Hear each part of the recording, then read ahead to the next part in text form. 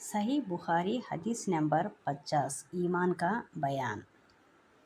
اس حدیث میں ابو ہریرہ رضی اللہ تعالیٰ عنہ کی روایت ہے کہ ایک دن نبی کریم صلی اللہ علیہ وسلم لوگوں میں تشریف فرما تھے کہ آپ کے پاس ایک شخص آیا اور پوچھنے لگا کہ ایمان کسے کہتے ہیں۔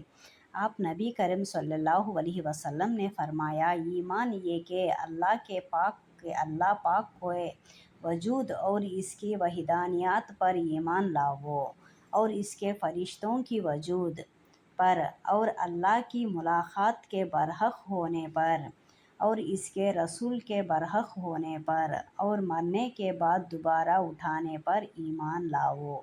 نبی کریم صلی اللہ علیہ وسلم فرماتے ہیں کہ اللہ کی وجود کو ان کے فرشتوں کی وجود اور رسولوں کی برحق اور پیغمبروں کی برحق اور مرنے کے بعد اٹھانے کی، سوال جواب کی، دوزخ جنت کی، ان باتوں پر ایمان لانا ہی ایمان کہلاتا ہے۔ پھر اس شخص نے پوچھا کہ اسلام کیا ہے؟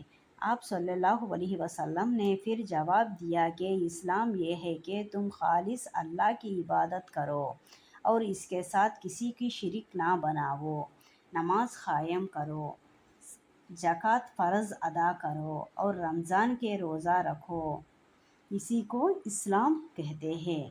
اس شخص نے پھر پوچھا کہ احسان کے متعلق پوچھا، احسان کیا ہے؟ آپ نبی کریم صلی اللہ علیہ وسلم نے فرمایا، احسان یہ کہ تم اللہ کی عبادت اس طرح کرو گویا تم اسے دیکھ رہے ہو۔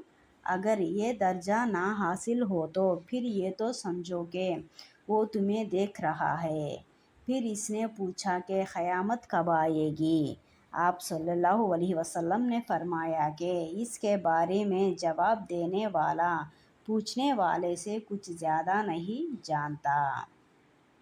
پھر بھی البتہ میں تمہیں اس کی نشانیاں بتلا سکتا ہوں۔ وہ یہ ہے کہ جب لونڈی اپنے آقا کو جنم دے گی، اور جب سیاہ اونٹی کے چرانے والے دیہاتی لوگ ترقی کرتے کرتے مکانات کی تعمیر میں ایک دوسرے سے بازی لانے کی کوشش کریں گے۔ یاد رکھو، قیامت کا علم ان 5 چیزوں میں ہے جن کو اللہ کے سوا کوئی نہیں جانتا۔ ہمارے حضور فرماتے ہیں قیامت کے نشانیاں تو یہ ہے کہ یعنی لومڑی اپنے مالک کو جنم دے گی اور کالے اونٹ کو چرانے والے تعمیر بنائیں گے، یعنی کالے اونٹ کو چرانے والے مکانات کی تعمیر ایک دوسرے سے بازی لے جانے کی کوشش کریں گے۔ پھر ہمارے حضور فرماتے ہیں کہ قیامت کا علم ان 5 چیزوں میں ہے جن کو اللہ کے سوا کوئی نہیں جانتا۔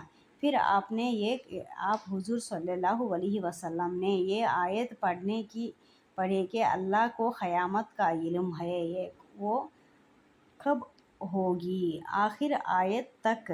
پھر وہ پوچھنے والا پیٹ پھیر کر جانے لگا۔ جب ہمارے حضور آیت پڑھ رہے تھے، وہ آیت ختم ہوتے نہ ہوتے وہ پیٹ پھیر کے جانے لگا۔ آپ صلی اللہ علیہ وسلم نے فرمایا کہ اسے واپس بلا کر لاؤ۔ لوگ دوڑ پڑے مگر وہ کہیں نظر نہیں آیا۔